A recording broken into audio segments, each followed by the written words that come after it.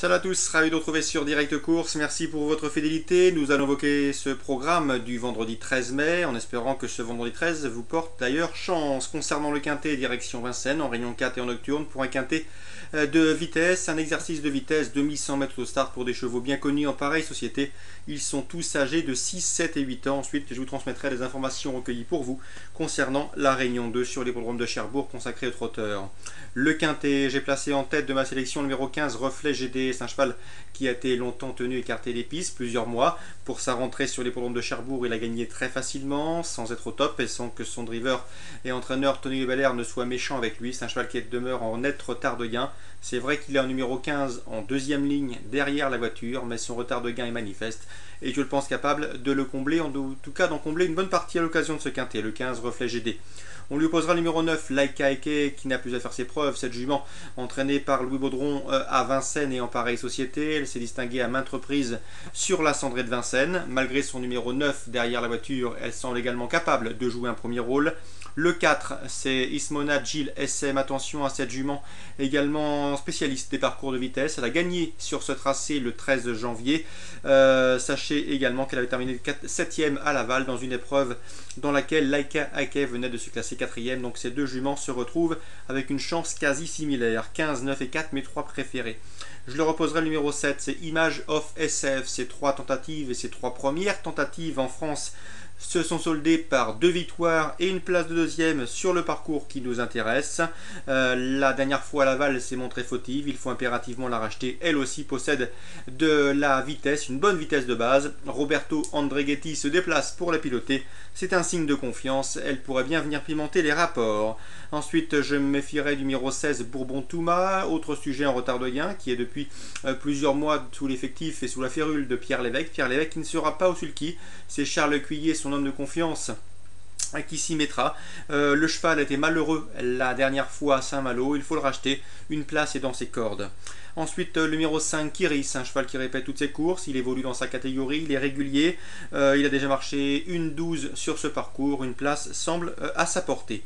Je me méfierai également du numéro 11, Rêve de Magalou, pour venir pimenter les rapports. C'est un cheval qui a effectué une rentrée sur l'hippodrome de Rambouillet. Il a sans nul doute progressé là-dessus. Un cheval qui se plaît sur les parcours de vitesse. Dans ces conditions, déféré des 4 pieds, Jean-Étienne Dubois, son entraîneur au sulky, il peut venir s'immiscer dans la combinaison gagnante du quintet, tout comme le numéro 13, Striking Action, présenté par Franck Leblanc. C'est un cheval qui également possède des références sur les parcours de vitesse. Il a déjà marqué 12 sur ce tracé. Il sera déféré des 4 pieds pour cet engagement.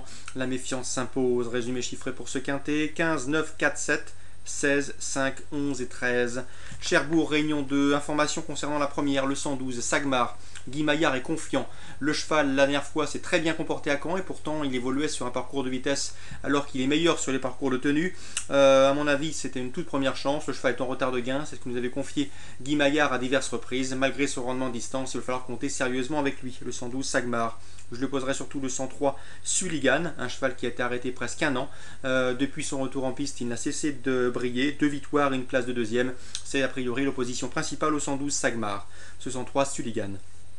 La deuxième, Guy Maillard présente le 202, Sam Damiano, un cheval qui effectue une rentrée. Mais attention, Guy Maillard nous a dit que le cheval était en gros retard de gain, c'est un fils de Love You. Il peut encore manquer d'un parcours pour jouer les premiers rôles, mais il faut commencer à le noter sur vos tablettes. Il devrait apporter de vive satisfaction à son entourage au cours des prochaines semaines et pourquoi pas à vous si vous investissez sur ses chances. Donc un nom à retenir pour l'avenir. Dans cette deuxième course, je lui préférais toutefois le 111, Smarty Jet. Le cheval vient de faire une rentrée profitable à Graigne, il ne devrait plus tarder à jouer un bon rôle. En tout cas, il vaut un lot comme celui-là. 211 Smarty Jet, le 202 à suivre pour l'avenir, mais c'est un cheval en retard de gain, je tenais à vous le préciser. La troisième, Christophe Marie est confiant avec le 310 Quickie Oa, un cheval qui n'a plus à faire ses preuves dans les tournois montés.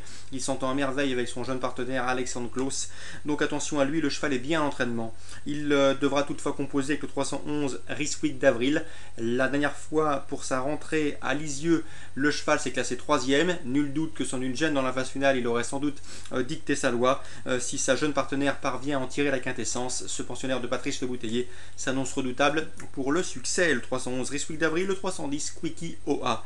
Je termine avec René Corbin, il présente le 808 Soisaden, un cheval qui est meilleur lorsqu'il peut venir de derrière sur les autres. Le cheval est bien, d'après son entraîneur c'est une bonne chance, en tout cas sa meilleure chance de la réunion. Le 808 Soisaden, bonne chance pour terminer dans les 3. L'opposition principale, eh bien, elle sera sans doute emmenée par le 810 Ster, qui vient de s'imposer justement sur le parcours qui nous intéresse. Une performance qui lui confère une bonne chance. Course ciblée à Cherbourg, première, deuxième, troisième et huitième, avec petite préférence pour la première course de cette réunion 2 à Cherbourg. Très bon jeu à tous, bonne journée et rendez-vous demain.